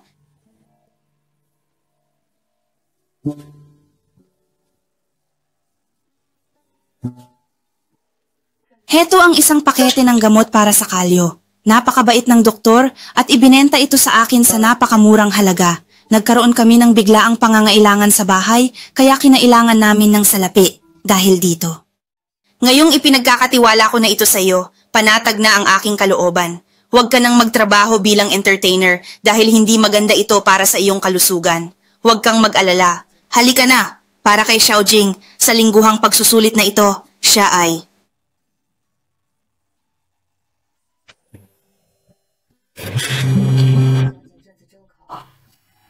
Ito ang kanyang pinakaunang hakbang. Sa kasukdulan ng kanyang kakayahan, sigurado akong makakagawa siya ng kanyang sariling pangalan sa kanyang napiling larangan. Nang makita ni Professor Lee ang ulat sa eksperimento ni Xiaoding, labis siyang namangha at lubos na nasiyahan sa kanyang talino at kakayahan. Si Xiaoyang ay bata pa. Ang kaniyang mga magulang na nagpalaki sa kaniya ay nagmula sa isang pamilya ng musikero at may kakayahan silang bigyan siya ng suporta para sa lahat ng kaniyang pangarap at mga ambisyon sa hinaharap. Sa kabilang banda, maaaring hindi ko na makita ang lahat ng ito.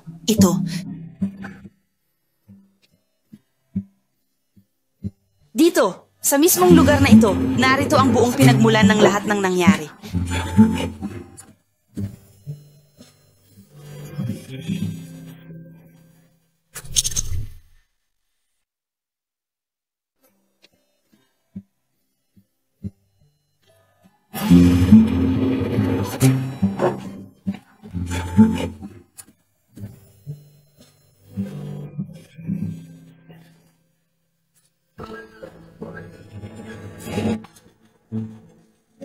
Pinamigay mo ang lahat.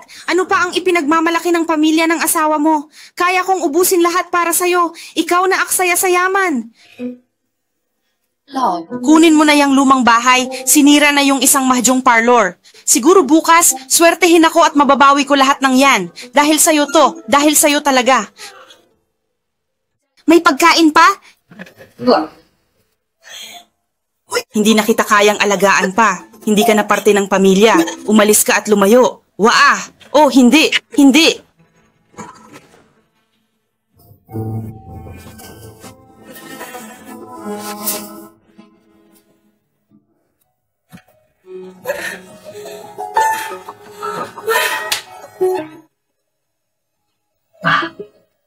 Inay, laging alagaan ang iyong sarili.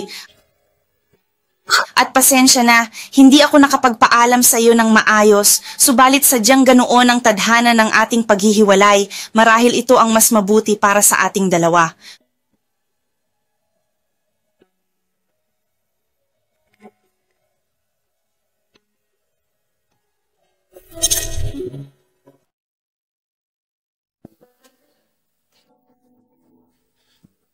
Totoo namang ginastos niya sa amin ng pera. Pero pagkatapos, pumunta siya agad sa underground casino at natalo ng 100 at 50,000 sa isang gabi. Sa sobrang sama ng loob, doon namatay si Lola. Hindi ko malilimutan ang araw na yon. Namatay siya sa bisig ko, mukha siyang malas na tao. Dahil dito, hinding-hindi ko siya mapapatawad.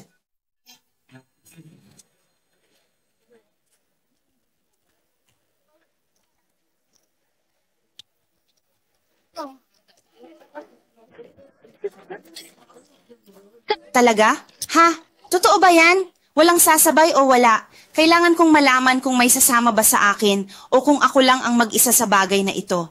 Mayroong ba sumusunod sa akin o wala? Gusto kong malaman kung may gustong sumama sa akin o kung ako lang ang mag-isa sa bagay na ito. Kuya, bakit hindi? Kuya, ngayon, talagang kailangan kong makabawi. Hindi ko ito palalampasin. Ngayon na ang pagkakataon ko. Kailangan kong manalo para sa ating lahat. Kailangan ko nang makabangon. 1, 2. Sige na, gising na tayo. 1, 2, 3. Ano pang hinihintay ninyo? Halika't magsimula na tayo. Tara na, gumising na tayo. 1, 2, 3. Sumama na kayo, bilis. Sabay-sabay tayong bumangon. 1, 2, 3. Tulong! Kinakabahan ako. Naaalala niyo ba si Baikyu na kinakausap si Lee Dakwan sa hotel? Sabi ni Lee Dakwan, magkikita sila sa ika-30. Kaya, ang papel na nakita ni Baikyu pagkaalis niya ay ang tagpuan pala ng salarin. Malinaw na ngayon. Nagbenta siya, inayos ang mga bata at sinadyang mapaalis. Ito na. Matagal na niyang plano, no? Handa na siyang hindi na bumalik. Ang trabahong ito, sadyang kakaiba. Pumasok si Lee Dakwan. Nahanap na ba? Sinuyod na ang lahat, ngunit hindi pa rin siya makita. Hinalughog na rin ang lahat pero wala kahit anino. Wala kahit anino, naglaho na parang bula. Habang buhay ka nang hindi mo na siya muling mahahanap, ang susunod na tira ay sa iyo. Ha?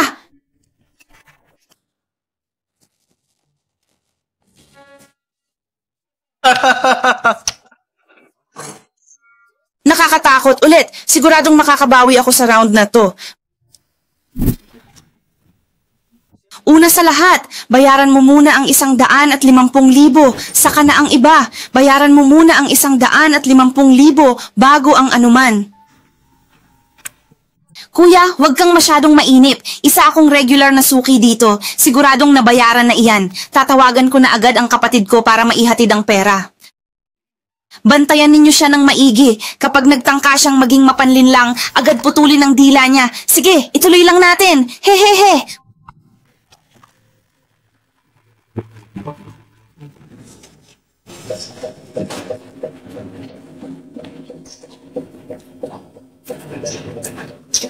Kuya, maraming salamat sa iyong pagsisikap.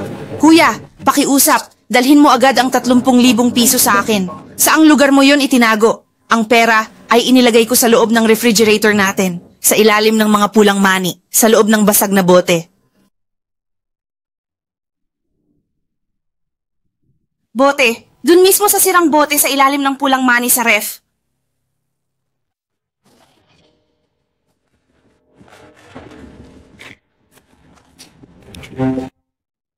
Subaybayan ninyo siya. Kapag wala pa rin siyang bayad sa pagsikat ng araw bukas, putulin ang kanyang kamay. Huwag! Sigurado akong darating ang aking kapatid. Chowge, habang iniisip ko, parang may mali. Yung isa nahuli bilang human trafficker, yung isa naman bilang scammer. Maaari bang totoo yun?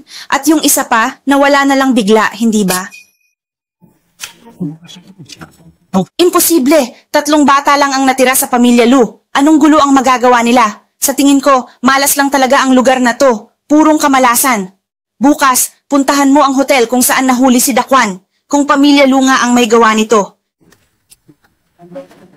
Hinihiling ko na sana'y mamatay silang dalawa. Nauubos na ang kanilang oras. Wala na silang pagkakataon. Ayon sa amo, hindi ka raw niya kailanman nakita. Anong klaseng regular na customer ka pa rin? Regular ka pa rin bang customer?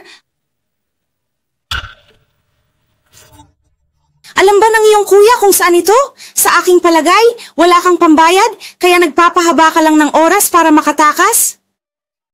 Boss, huwag ka munang magmadali. Isa talaga akong regular na customer dito. Siguradong nakalimutan na ako ng may-ari. Nakalimutan? Chowge, pamilyar yung babae na yan. Tingnan mo.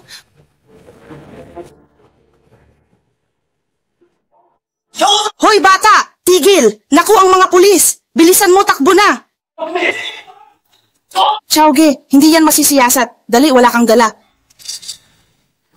Saan ka ba nagtatago? Ang buong lugar na ito ay pinalibutan na ng pulisya.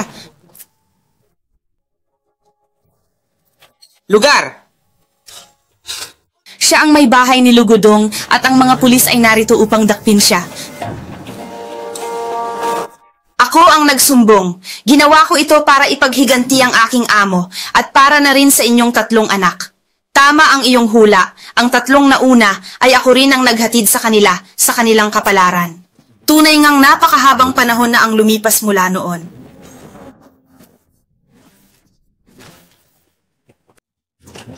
Oo, talagang matagal na.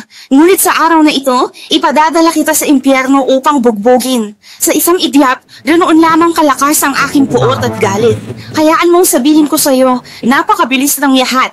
Inyod ang aking nais. Habang naninigarilyo, bigla na lang. Pumunta ka na sa impyerno para makita ang asawa mo.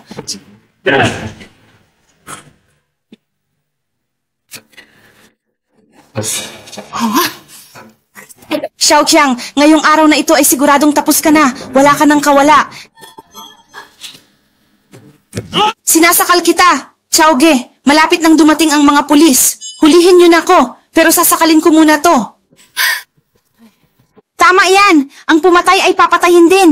Pakiusap, pindutin niyo na lang ang like para mas maging kumpleto ang lahat ng mga ebidensya. Sasakalin kita hanggang mamatay. Ha?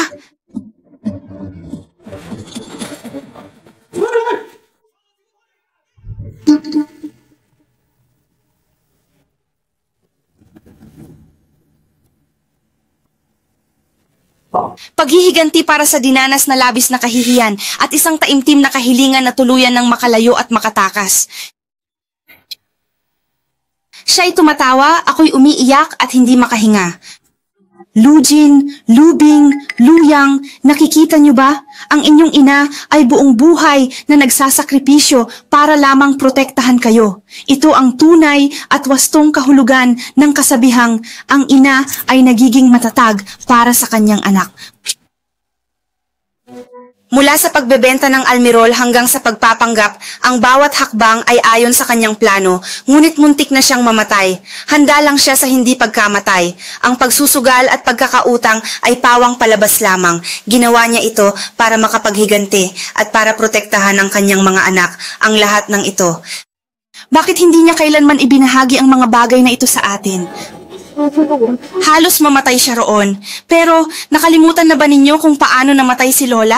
Kahit na peke ang pagsusugal at utang niya, hindi pa rin niya pinabayaan si Lola, kaya namatay si Lola nang may matinding sama ng loob. Ito ay totoo. Hindi ako makakaramdam ng awa sa kanya. Talaga bang napakasama mong tao?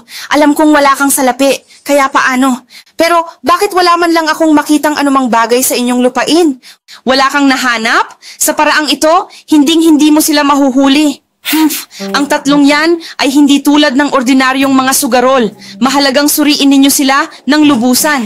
Sige na, ayan na. Oo, sapat na ang kanilang pagkatalo sa Mahjong Parlor, kaya ngayon ay naglalaro na sila sa underground casino. Hindi pa nga sapat ang pagkatalo sa Mahjong Parlor. Ngayon, sa isang underground casino na sila pumupunta. Tatay, huwag kang mag-alala. Kinikilala ko na hindi ko kayang pantayan ang iyong pamamaraan sa pananakot. Narinig na ba ninyo? Maraming salamat kuya sapagkat napirmahan na namin ang kasunduan. Sige, pirmahan mo na agad iyan. Pagkatapos, kung sakalit ikaw ay mamamatay sa labas at hindi mo sila mahanap, mas mabuting mamatay ka na lamang. Umalis ka na nga rito. Anong uri ka bang nilalang? Kahit ano ginagawa mo, kapag nabigo ka sa labas, binugbog ka araw-araw hanggang sumakit ang mga kasukasuan at buto mo, at lumakad ka ng baluktot ang baywang. Araw-araw niya akong pinagsasabihan, sisipain kita hanggang mamatay. Kayong dalawa, ako na lang ang dalhin niyo sa detention center.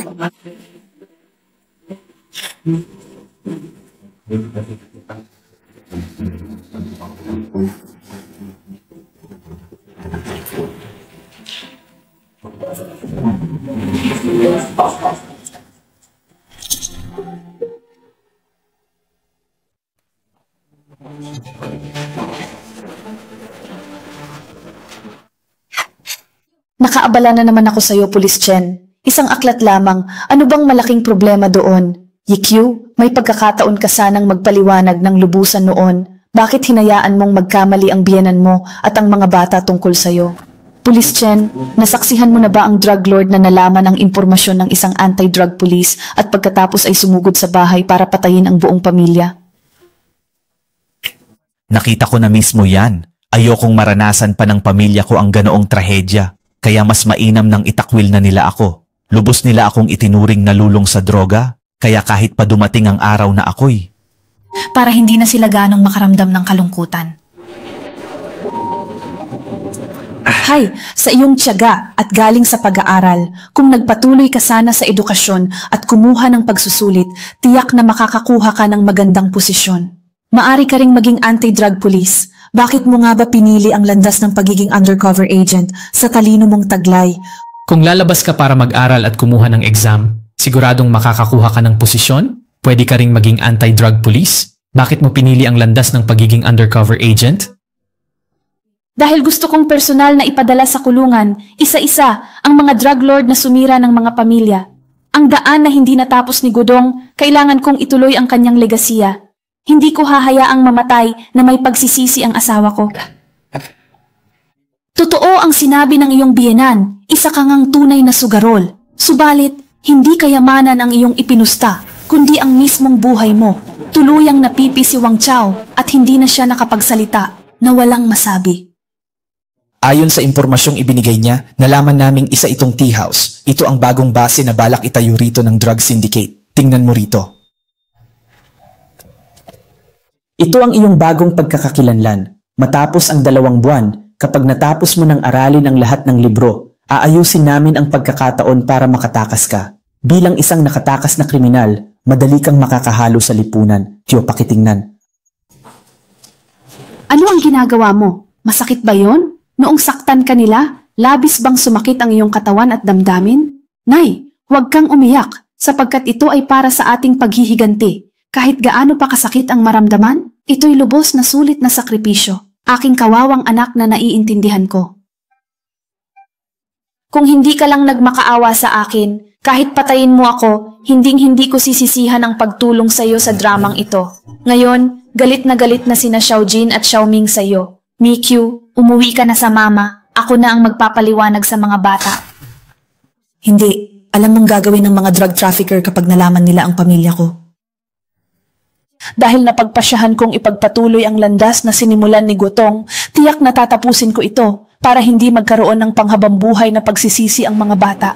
Ito ang pambayad para sa gamot sa kasalukuyang buwan.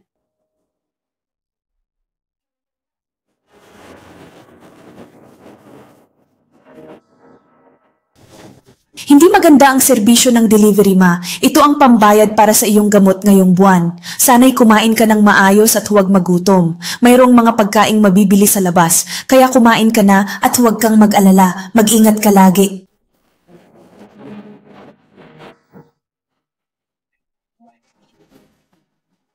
Hindi na maganda ito, inay. Huwag po kayong masyadong mag-alala.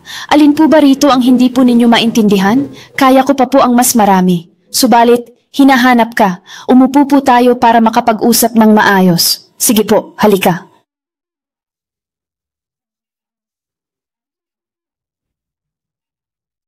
Anak ko, sobra-sobra na ang nagastos ni mama para sa'yo. Magtira ka naman para sa sarili mo. Ang kasama nating si Xiong Fanfu ay pumanaw na. Kaya si mama, makakaharap na rin siya ng may kapayapaan sa kabilang buhay.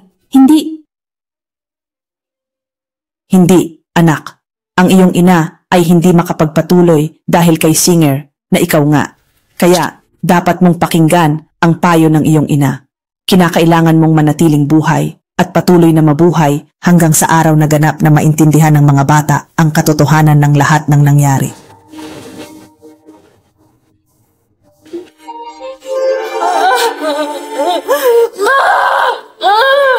Lujin, Lubin, nakikita niyo ba? Para sa inyo ang ginawa ng inyong nanay at lola. Hanggang kamatayan, inireklamo niya ang pang-aapi ni Baijiao. Baliwala sa kanya ang pagkamatay ng lahat. Nawala siya ng 30 taon para tuparin ang huling habilin ng inyong ama. Anong masasakit na salita ang nasabi natin kay mama? Ano ba talaga ang ginawa ninyo kay mama? Dr. Yao, bilisan ninyo, iligtas ninyo siya? Nakipagpalitan ako sa kanya ng ilang impormasyon, partikular na ang mga tamang detalye.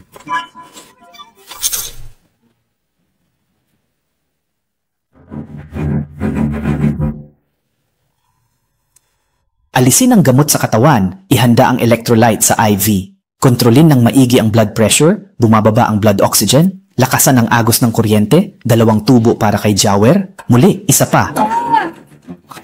Inay, hindi ba tama ako? Talagang lubos akong nagkamali sa pagkakaintindi sa iyo sa loob ng mahabang 30 taon. Inay, sobra kitang namimiss. Inay!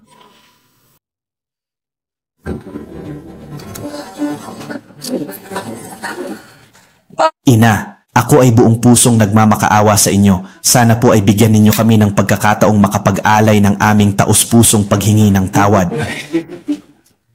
Ginawa na po namin ang aming makakaya, Nanay. Nanay, pakiusap, idilat niyo ang inyong mga mata at tignan ako. Ako po si Xiaoji, Nanay. Ako po si Xiaoding. Pakiusap po, patawarin niyo ako at sana'y tanggapin niyo rin kami bilang inyong anak, Nanay. Nagmamakaawa po ako sa inyo. Huwag niyo po kaming iwanan. Ina, nagkamali ako. Pahintulutan mo akong mamatay. Gusto mo ba akong kausapin?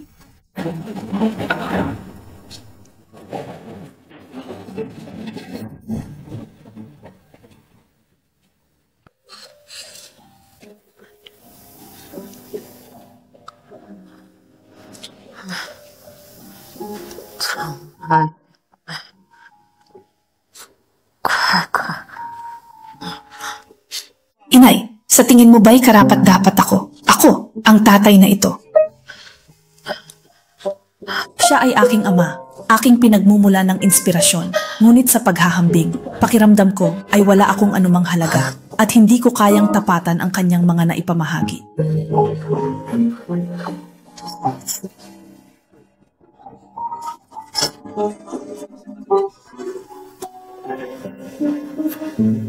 Siya ang iyong nakatataas, samantalang kami ay mga tauhan niya.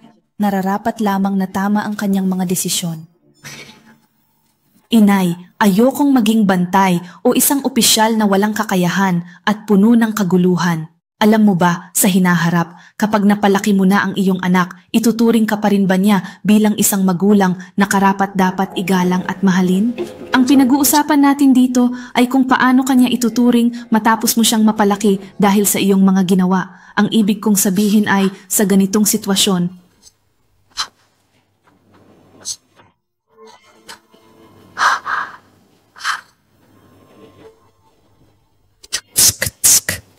Ma, hindi ko maipaliwanag ang aking nararamdaman, ngunit sana ay muli mo akong makita ang iyong minamahal na anak. Mahal na mahal kita, Ma, at labis kang namimiss.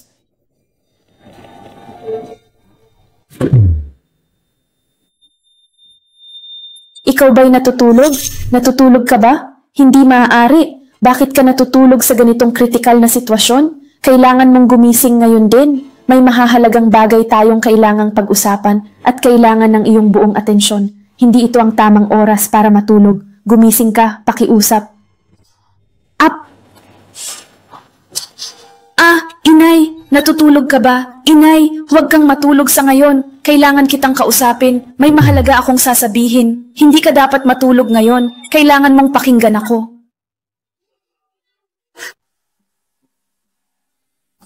Alinsunod sa regulasyon ng Pambansang Kagawaran ng Industriya at Komersyo, iginawad ang posthumous na parangal kay kasama by YQ, kasama ang unang klase na karangalan. Ang numero ng badge ng pulis na 052387 ay permanenteng ilalagay sa archive.